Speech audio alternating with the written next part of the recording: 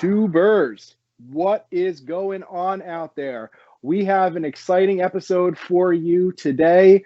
Of course, we are filming late at night as always, so drinking my G Fuel to keep me going does a body good. Vinny Chill, C Nice. I'm gonna say it even more now because I know you hate it, Chris. How you doing out there? Doing good, man. What's going on? Not bad, not bad.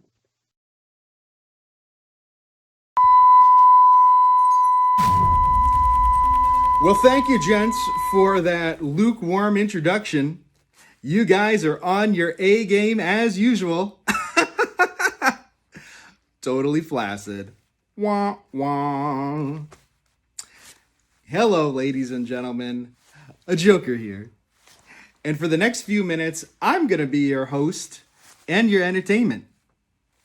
I've been watching these Commerce of Comics middle-aged hacks try to cut it with this channel for the last 6 months now.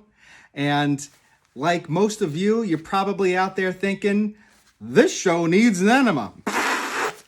And I'm here to deliver it. Our society is sad and pathetic. Most people think that they have this inflated self-importance and self-entitlement. Everyone has a camera, and everyone out there, probably you, think that you're entitled to your 15 minutes of fame. You're thirsty for it, like these Vinny Chill and C Nice hacks. But let me tell you something. They're not entitled to it. And spoiler alert, neither are you. Well, since I'm such a nice guy, I'm going to allow these guys to have a second chance at this show and on life. I'm going to give them an opportunity to right that ship and to make this show worth watching. There's always a first time, right? So don't disappoint me, Vinny Chill and Chris, because if you do, I'll be back with some Smilex. And that, folks, is a show that you won't want to miss. All right.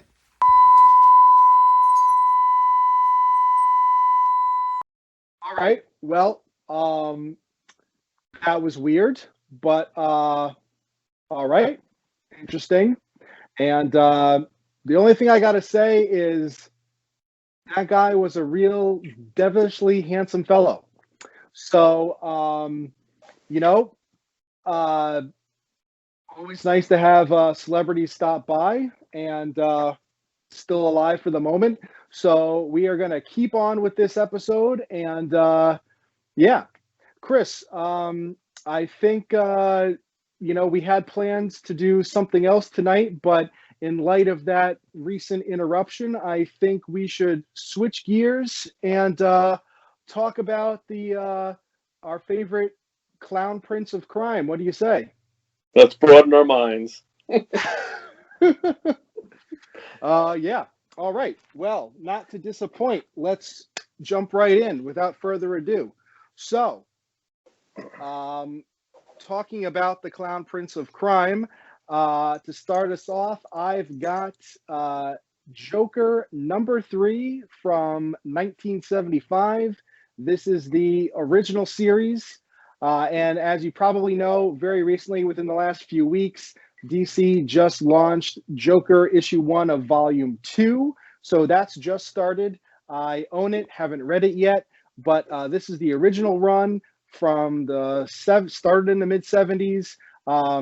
And Denny O'Neil, writer, excellent story. And so, yeah, it's, it's not #1, it's not #2. Those are on Key Collector, but it's just, #3, it's classic issue. Didn't have to pay too much for it from the local comic shop. It's got a couple of like spine ticks and stuff in it, so I'd say it's probably worth around $60-$70 in near mint condition. I'd say this is probably more like fine, not even very fine. So I paid around $20 for it, which is, I think, a pretty good deal, all things considered. But these are out there, and I hope to collect number 1 and 2 one day too, to sort of complete the trio. But just saw this and had to grab it. You want me to go again, or? Yeah, go for it. All right. Well, I'll do something really quick. I'm just going to mention this book because I had mentioned it in a previous episode, but this is sort of retrospective on the Joker. DC did some of these last year, and they had one for Catwoman 80th anniversary. This is the Joker 80th anniversary, and so they had different iconic artists. This one is covered by Jock. And, they did different covers throughout the different decades. So this one is, and I've showed it to the camera before, but this is kind of freaky. But it's, it's something I feel like, you got to have. I have the Catwoman one as well. I didn't pick up the other ones, but hope to grab the remaining ones out there for any other 80th anniversary ones.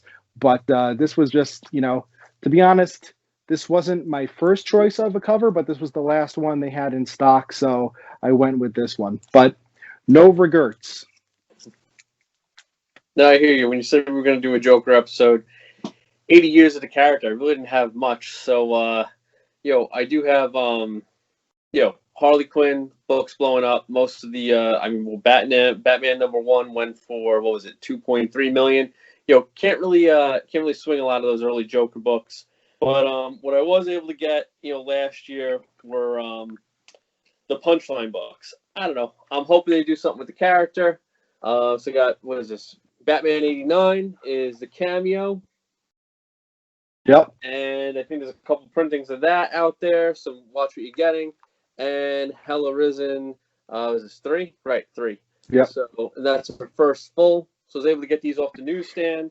And that's cover A, right? That's the original cover, because I have a different one. But I think that one is worth more than, now that like a year has gone by or whatever, like time has shown that cover is worth more than at least the variant cover I have. So, yeah. I mean, she's not on the cover of either of these. I'm not sure what her first cover is off the top of my head. I think there's some store variants and stuff that her first cover is 92 technically. It's like she shows up really tiny in the background. Oh, right. Is that like the chessboard one or something, right? Exactly. Right. Okay, I might have that. Anyway, so able to grab these off the rack. I hope they do something with the character. I don't know if she's ever going to be as big as Harley, but I don't know. Essentially, I mean, I went through Key Collector. Most of us have it out there. They said that there were 142 first appearance issues last year, 2020. There were only, I think it was 5 issues that and their pricing's a little off sometimes, that were above $50. And these 2 books were 2 of the 5 for Punchline. So these are the only ones. Everything else is $3. So you know what that means. Like a lot of them kind of, got the spec cooled off, and basically you can get them in the dollar boxes, or they'll be showing up there soon enough, or you'll be getting them a cover for the people that hoarded them for the year or so, unless there's some sort of jump in them. But for those, the character right now is still fairly hot. We'll see. I think it's cooled off a little bit, but hopefully they work her into a nice arc, something. So we'll see. They're introducing characters left and right. I think Batman is one of those series where they have thrown out a lot of characters recently, in the last 12 months or so. So I don't want to say it was out of desperation, like let's throw everything at the wall and see what sticks, but it kind of feels that way a little bit. I don't know. We'll see. They introduced the designer, and they like Miracle Molly and Punchline. She's the newest, yeah. And then, I mean, in the White Knight presents Harley Quinn, you've got, the producer and Starlet. So, Clown I just, Hunter and the Mirror and yeah, and who was there? The one in issue number 100. The other Batman. Why am I blanking out? Well, we named a bunch anyway. Yeah, there's another character in issue 100. But yeah, I mean, to your point on Punchline, the variant cover of number 92 has her featured like solo on the cover with the purple background. I think that Key Collector has as like one of the top variant covers of 2020. So I think that still has some staying power. Just like earlier this year they came out with Punchline number 1, and I own it. I read it, and I think I did it in a haul video a while back. But again, I haven't seen issue number 2 come out. I don't know what the plans are for that. Have you heard anything? I don't know. It kind of went yet. Ghostmaker. Ghostmaker's the other character we're thinking of. Ghostmaker. There you go. I couldn't actually find it real quick, but yeah, Ghostmaker. That's it. Yep. Basically, shiny Batman. But we'll see where they go. I don't know. They seem like good characters. It's just whatever writer decides to pick them up and run with them. So hopefully, but I'm not sure on the other thing though. So we'll see. Yeah. All right. So I'm gonna do a threefer, really quick. Again, I talked about these in haul videos, but these are parts 1, 2, and 3 of the 3 Joker story arc. And I went with the variant covers of the good guys. I mean, there's a ton of covers out there with different Jokers on them, but I just like the traditional, you got Batman, Batgirl, and Red Hood. And so, there's some earth-shattering consequences as a result of this. I mean, I guess it is kind of like a one-off story, but it was really cool talking about how the 3 different Jokers have really plagued Batman and his sidekicks for decades, and it's really been 3 separate individuals, not just one madman criminal. And not to spoil stuff, but go read it. Jeff Johns, excellent writer, and it was a lot of fun. I mean, I think this is something, again, like a year or something down the road, I'm going to go back and read this again because it was a lot of fun. It was a good read. So yeah. I enjoyed it too. Yeah, it was just kind of too many covers. Start collecting. It's like that prestige format, take up a lot of room in the long boxes, and then just I mean, the one book that I grabbed that I really enjoyed was just the Joker hardcover. I think it's trade paperback, but it originally came out as this hardcover. It's just Joker by Brian Azzarello and Lee Bermejo. Apologies if I'm butchering anybody's name. Lucky enough at New York Comic Con to get it signed and personalized. Good on you. Wow, look at that, Chris. It's kind of like a really good story. It's the Heath Ledger Joker, more or less, is how Bermejo draws it. And just really phenomenal art. It's a nice story. I don't know. It's definitely worth the read. He does. I love Lee Bermejo's art. He does some really nice like ink wash pages. They're kind of mixed in and kind of at random. Really adds to the story for me. And on Instagram, we'll get I got a little surprise. We'll get that when we start putting this video up there. We'll get it on Instagram. Let everyone see. What else you got? Anything else? I'm pretty much done. Well, I see your hardcover and I raise you a hardcover. I've got here Batman Noir, The Killing Joke. Shout out to someone because I got this at a Yankee gift swap about 2 or 3 years ago for Christmas. And this was what I had pulled. It came out in 2016. So it is the classic Killing Joke story by Alan Moore and Brian Boland. May have mispronounced that. But it's all, I mean, it's noir. It's all done in black and white. So it's kind of like a new take on it, but it's nice. Got it. $2.99. in the bookshelf in the man cave. I had to have it for the collection because I actually didn't have another copy of The Killing Joke already. So this is my one and only copy of it. And yeah, you know, if you're a fan of DC, Batman, Joker, you got to have this as part of the PC. So there you go. Got to be one of the top, you know, kind of trade prestige editions they got out there for Marvel, DC, anyone else. I mean, it's a great story. So absolutely.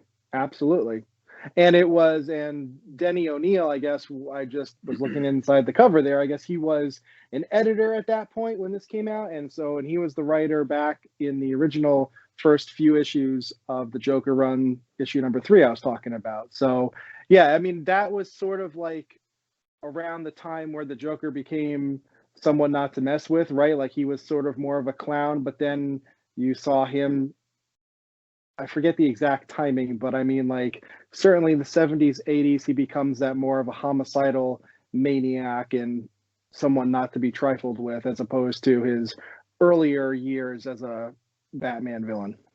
Yeah, the camp disappears pretty quick in the 80s there. So, no, this is what they're basing a lot of stuff on now, all the Batman Who Laughs and everything. And so we'll see. I mean, the Snyder Cut, you know, I'm sure everyone knows by now. It's been out for weeks. You know, Joker pops up in there. So we'll see. I mean, hopefully, we're going to see what Warner Brothers does, man. Hopefully they do the right thing and they start, you know, just heading in the right direction. Yeah, I mean, actually, not too long ago, Jared Leto publicly came out and actually advocated for Warner Brothers to allowing the Snyderverse to continue.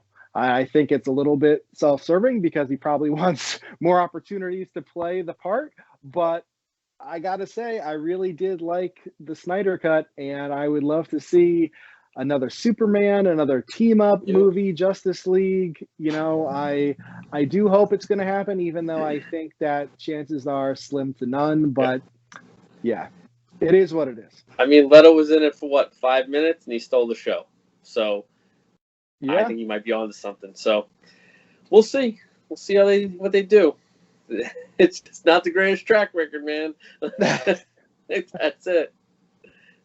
Well, I mean, it's hard to compete with the mouse. I mean, it's just Marvel is a well-oiled machine, and Kevin Feige and, you know, the rest of the crew there, they just have their whole plot lines etched out for years into the future. They've broken down by the phases, like they know exactly what they want to do. They're very meticulous, and it just seems like things are so disjointed on the DC side with different people in charge of different projects, and they just don't mesh as well together, and it shows.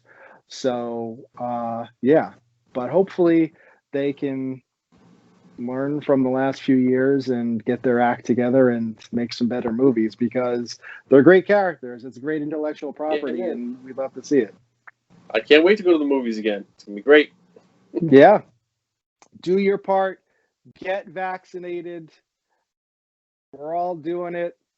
April 1st for a lot of states, which was not that long ago. But if you're over the age of 16 in a lot of states out there, you're now eligible. So get vaccinated so we can go back to the movies, get back into the Javits Center and other San Diego and large cons, and get back to life like we used to know it. But for now, Mr. J, we hope we did you justice. We very much appreciate sparing our lives. And until next time, stay safe, stay nerdy.